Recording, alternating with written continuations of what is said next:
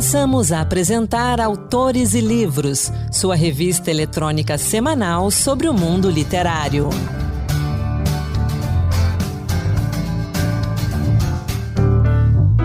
Olá pessoal, começa agora o Autores e Livros, a sua revista literária de toda semana.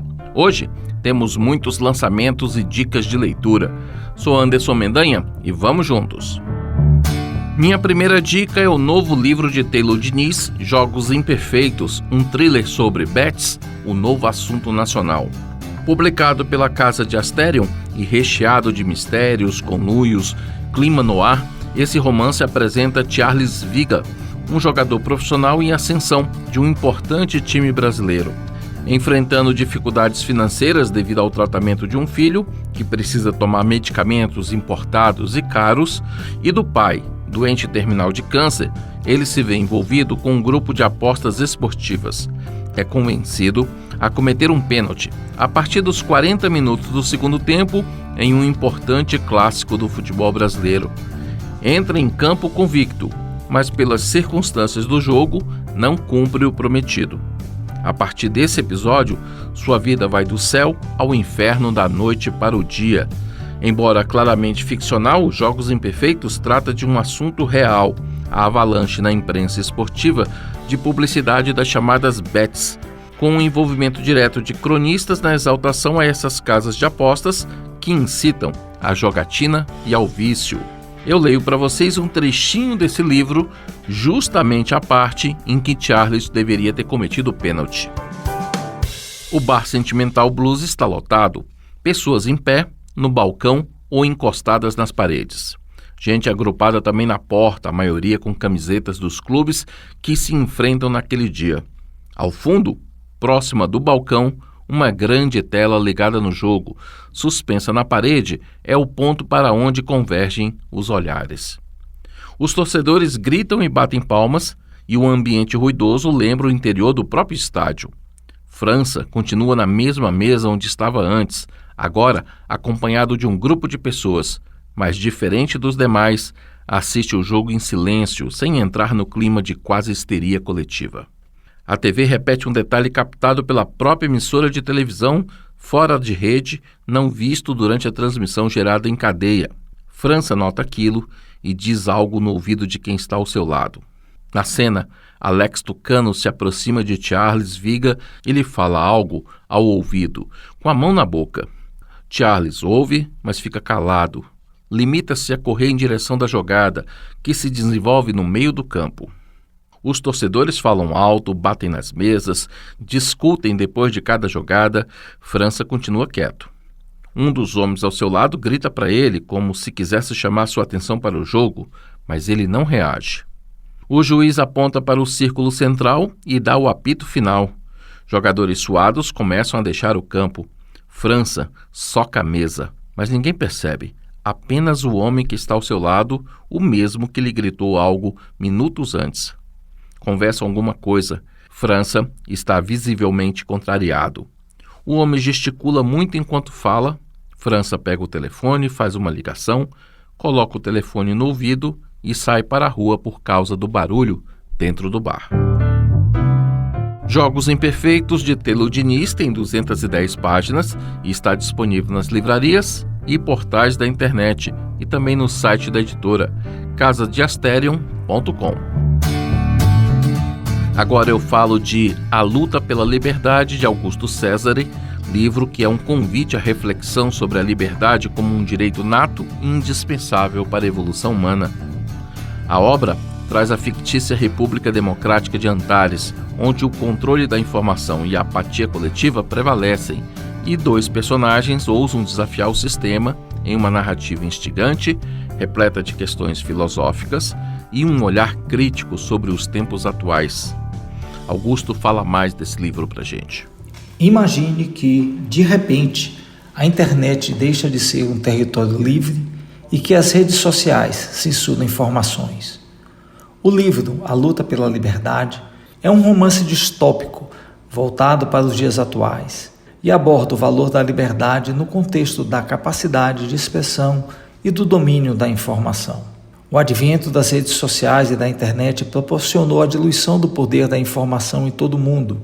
Anteriormente restrito a poucos órgãos e empresas, a possibilidade do mais simples indivíduo ser ouvido foi um duro golpe no oligopólio da informação.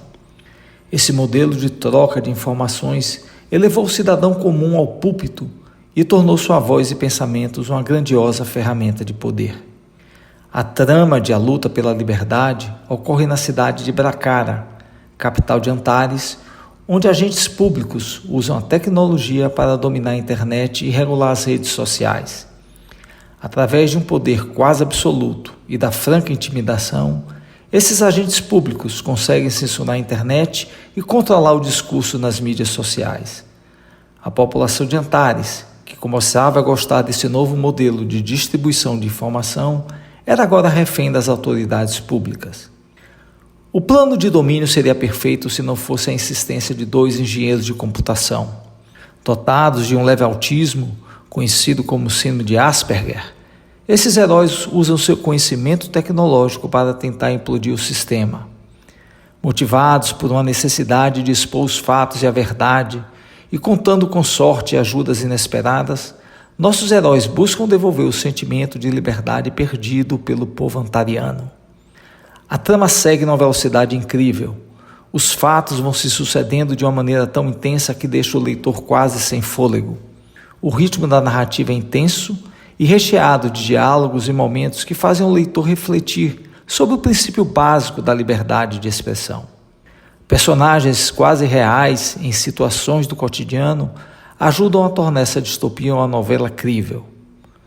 Escrita em agosto de 2024 e publicado somente agora, o livro reúne elementos de corrupção política, vaidade pessoal, disputa de poder, cinismo e traição, além da brava luta pessoal de improváveis heróis. A criatividade da trama permite que o leitor sinta-se fazendo parte da narrativa. Assim como os grandes romances distópicos do século XX, como 1984, Admirável Mundo Novo, Fahrenheit 457 e A Revolta de Atlas, A Luta pela Liberdade aborda o valor da liberdade no mundo cada vez mais conectado e interdependente. Um mundo cada vez mais dividido, onde o poder da informação se tornou maior que o poder de uma arma. Um mundo complexo e tenso, onde o cidadão deve optar entre a escravidão do silêncio permitido ou a liberdade plena e responsável. Esse é o mundo de Bracara, esse é o mundo de Antares. Leiam A Luta pela Liberdade e entendam por que a liberdade está sempre a uma geração de ser perdida.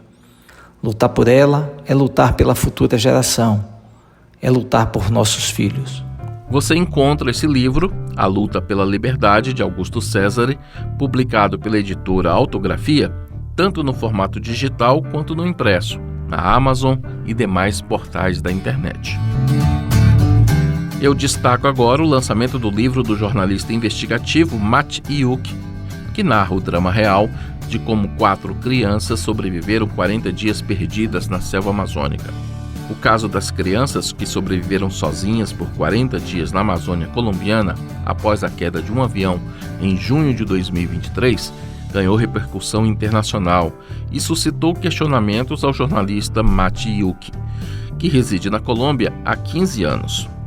Agora ele responde dúvidas como: quem eram essas pessoas? Por que estavam naquele avião?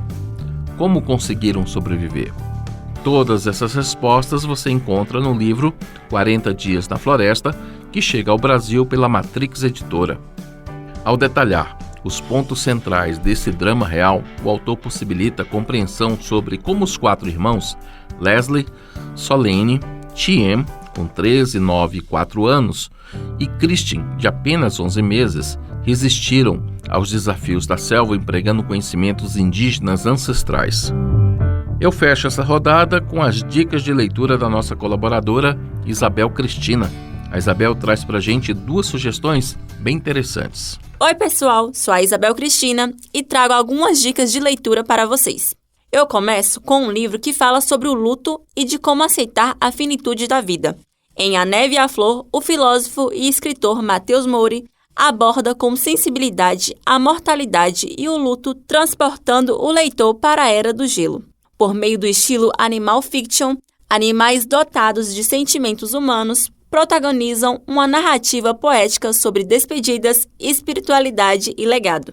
A trama segue Erin, uma jovem mamute que, incapaz de se despedir da avó, parte para uma jornada solitária. Nessa jornada repleta de desafios e medo, Erin terá o seu destino cruzado com outros animais curiosos, cada qual com as suas próprias crenças e tradições de como lidar com a morte. Ela aprenderá a aceitar o destino com os corvos que não acreditam em pós-vida e também passará pelos predadores, adeptos da determinação até o último suspiro, mas principalmente vai precisar compreender os costumes do próprio povo, pois são aqueles que vieram antes dela que a guiarão até a sua avó pelo caminho da finitude, em que a neta não poderá acompanhá-la. Com 74 páginas, A Neve e a Flor é um e-book que combina profundidade filosófica com leveza literária. Mori celebra o amor e o legado, lembrando que, mesmo na dor da perda, há beleza em viver. Uma leitura breve e tocante disponível na Amazon. Minha segunda dica é um livro que conta histórias de personagens que batalham contra violências, desigualdades e preconceitos, com certo humor, arte e fé.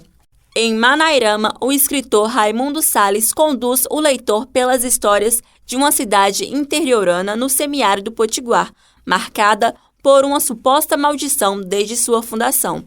Diz a crença popular que, na época da fundação de Manairama, um padre amaldiçoou o lugar durante uma missa. Essa condenação parece mesmo ter trazido consequências, porque não é difícil esbarrar em situações naturalizadas de violências, negligências, preconceitos sociais, desigualdades econômicas e corrupção política. Até mesmo o clima se assemelha a um castigo dos céus, por sujeitar os moradores e os animais à fome.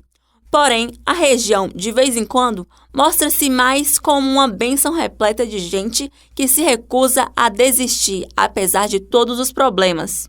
Contadas com humor e afeto, as trajetórias dos personagens, como o bêbado que pede cachaça, a família de agricultores que sofre para colocar comida na mesa, o jovem que se muda para o Sudeste em busca de ascensão socioeconômica, a doida e cuidadora dos animais abandonados, o comerciante que enriqueceu, entre muitos outros. Todos eles desafiam os limites de onde nasceram à medida que também flexibilizam as fronteiras entre o urbano e o rural. Com linguagem coloquial e capítulos curtos, a obra transforma as adversidades do Seridó Potiguar em um retrato universal das lutas e esperanças brasileiras. Ilustrado por Marcos Aurélio, o livro é uma homenagem à arte, à fé e à alegria que resistem, mesmo sob o peso da desigualdade. Publicada pela editora Escortece, Manairama, Maldição e Vida, de Raimundo Salles, está disponível tanto na versão impressa quanto na digital na Amazon e demais portais da internet. Essas então são as minhas dicas de leitura de hoje. Até a próxima! O Autores e Livros faz uma pausa para o intervalo e na volta vamos falar de romance policial. Estamos apresentando Autores e Livros. Voltamos a apresentar Autores e Livros. Sou Anderson Mendanha e estamos de volta com Autores e Livros. Obrigado sempre pela sua companhia. Minha dica de leitura agora é um romance policial que expõe marcas de um crime brutal que atravessa gerações. Selva de Pedra, do escritor Délio Galvão, investiga um crime que aconteceu em um bairro nobre da zona sul do Rio de Janeiro. Os envolvidos não medem esforços para utilizar os privilégios com o objetivo de mascarar as evidências. E isso acarreta uma teia de mentiras, escândalos e reviravoltas, típica das tramas policiais. Délio conta pra gente como nasceu esse romance e como os conselhos do escritor Rafael Montes foram importantes para o desenvolvimento do livro. Olá, ouvintes, é um prazer estar aqui com vocês hoje para falar sobre a obra Selva de Pedra, um romance policial instigante, cheio de reveses, que se passa no bairro do Leblon, no Rio de Janeiro. Começa a história na década de 1980, mas a história só se define, só se resolve na década de 2000.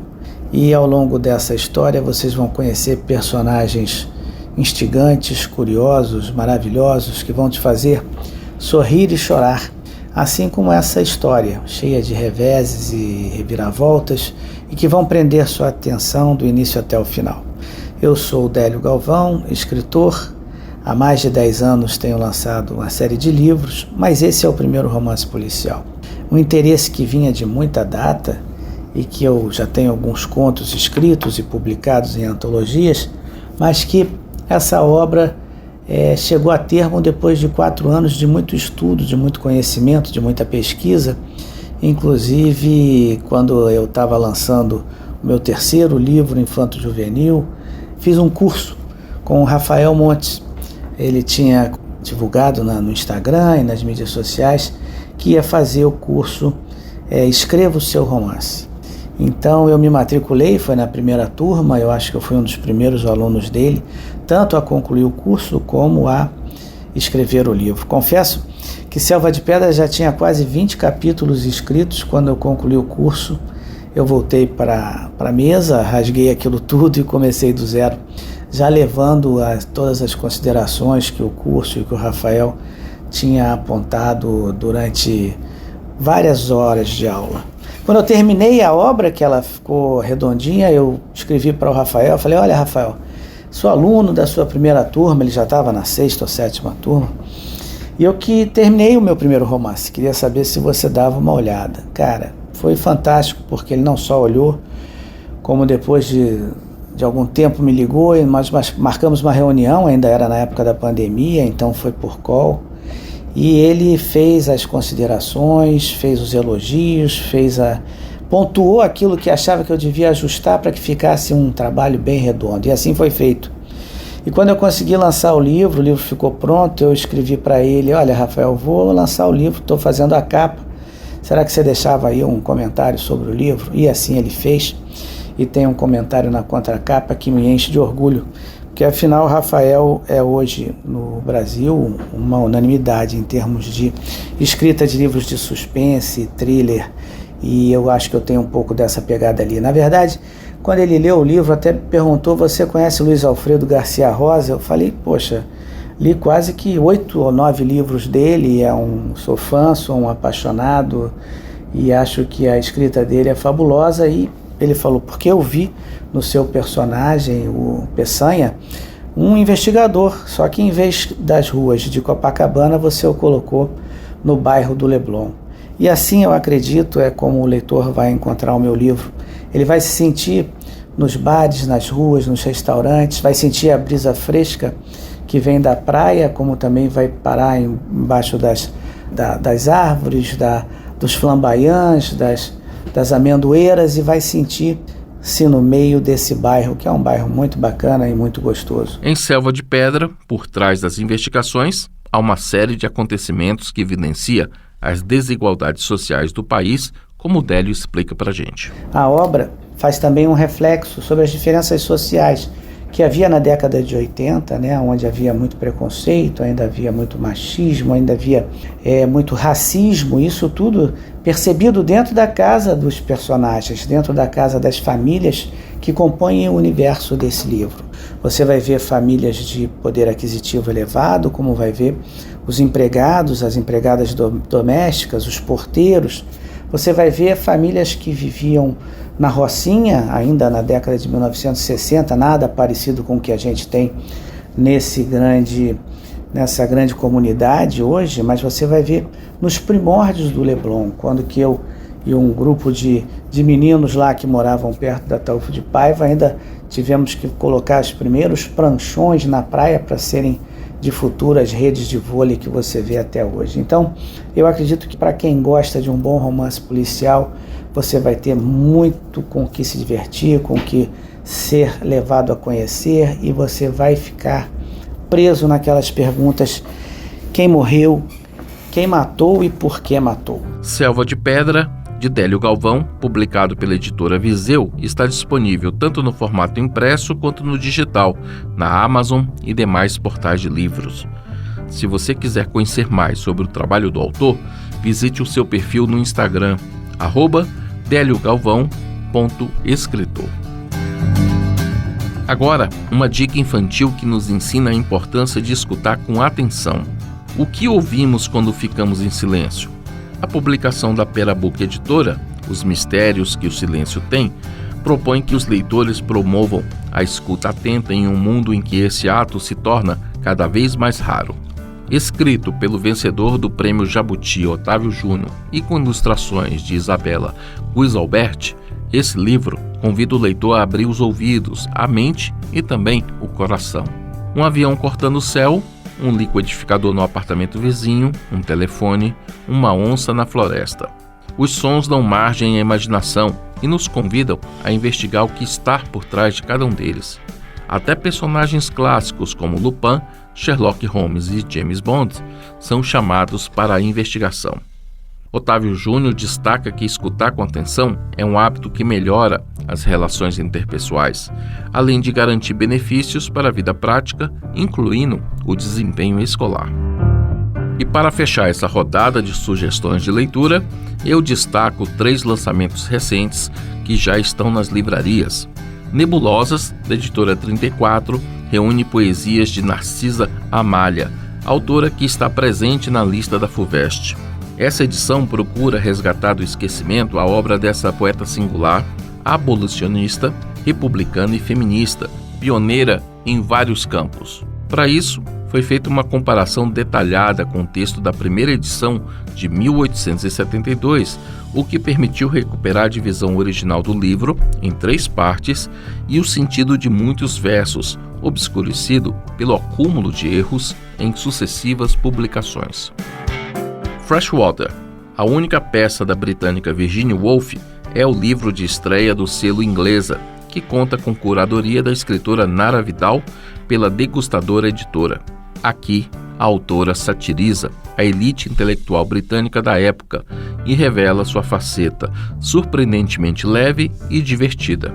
A publicação apresenta 2 versões da peça, datadas de 1923 e 1935, permitindo ao público acompanhar a evolução do texto. Por fim, Diário do Fim do Amor, da editora Fósforo, intercala trechos do diário da autora Ingrid Fagundes sobre um amor encerrado com reflexões sobre esse gênero literário. O diário é um gênero de não ficção pautado por impressões e sentimentos. No livro, a autora não usa datas precisas, mas se guia pela duração de um amor. E agora, vamos com a poesia do Encantos de Versos, produzido e apresentado por Marluce Ribeiro. Encantos de Versos, poemas que tocam. Olá, hoje o Encantos de Versos traz para você 3 poetas cujas vidas foram marcadas pela tragédia: Francisco Ricardo, Moacir de Almeida e Félix Araújo. Presente na coletânea 60 Poetas Trágicos, organizada por Sérgio Faraco, o poeta gaúcho Francisco Ricardo, que viveu de 1893 a 1927, teve uma morte trágica. Após se envolver com uma mulher comprometida, acabou morto em um duelo com o marido ofendido. Em vida, publicou apenas um livro, Solidão Sonora. Dele, Faraco selecionou o soneto Como Eu Quisera a Dona do Meu Nome. Quisera que ela fosse diferente de todas, esquisita, superior, e assim pensasse diferentemente o pensamento universal do amor. Quisera que ela fosse diariamente inacessível ao maior louvor, suscitasse rumor na turba ambiente, sem descer a pensar em tal rumor. Uma criatura de áulicas olheiras, formosa e de belezas imponentes, nos pensamentos como nas maneiras. Uma criatura instável como as horas, que me adorasse em todos os poentes e que me odiasse em todas as auroras. Também parte da seleção de Sérgio Faraco, notável contista brasileiro, Moacir de Almeida foi um poeta carioca que viveu de 1902 a 1925, autor de Gritos Bárbaros, única obra publicada. Moacir de Almeida morreu jovem, com apenas 23 anos de idade, vítima de grave hipertrofia cardíaca. Dele, ouça agora o soneto Amargura. A não ser compreendido é a tortura do artista. Ofegante, rompendo os joelhos pelas fragas, vê, debalde, fulgir, nas nuvens de ametista, a miragem do ideal entre as estrelas magas. Arqueja, O vendaval de angústias que o contrista vem-lhe aos olhos sangrar em tristezas presságas. Alça a vista, arde o céu tão longe, baixa a vista, tão longe os corações a rolar como as vagas. É ele que tem o azul preso no crânio aflito, abre em astros de sangue a noite dos abrolhos, ergue constelações de rimas no infinito. Soluça de aflição no deserto profundo, tendo os astros no olhar e a noite sobre os olhos, tendo os mundos nas mãos, sem nada ter no mundo. Outro poeta selecionado por Faraco foi Félix de Araújo, que morreu baleado nas costas por um funcionário da prefeitura da capital paraibana, quando era vereador em Campina Grande. Dele, você ouve agora Meu Coração. Meu coração, este país medonho, em que Deus periclita e o inferno avança, tem as florestas negras do meu sonho e as cordilheiras verdes da esperança. Douram, às vezes, um clarão risonho. É a crença morta que ressurge mansa, mas sobrevém o temporal tristonho da dúvida cruel brandindo a lança. Brilham no céu os astros em delírio. No meu país, de onde fugiu a calma, brotam chorando as rosas do martírio. Maldito coração, que Deus te açoite, de que valem os sóis que tenho na alma, se existe em mim a maldição da noite. Agora você ouve canção de Alberto Nepomuceno com letra de Machado de Assis, interpretada pelo tenor Lenine Santos, intitulada Coração Triste. O arvoredo sussurra, o vendaval do outono deita as folhas à terra, onde não há florir. E eu contemplo sem pena esse triste abandono. Só eu as vi nascer, vejo a só eu cair.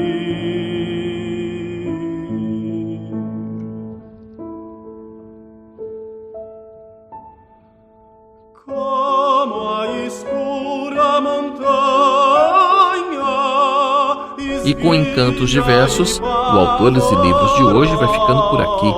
O programa contou com a apresentação de Anderson Mendanha, produção de Ana Beatriz Santos e Júlia Fernandes e trabalhos técnicos de Pedro Henrique Vasconcelos e Josevaldo Souza. Até a próxima. Boa leitura.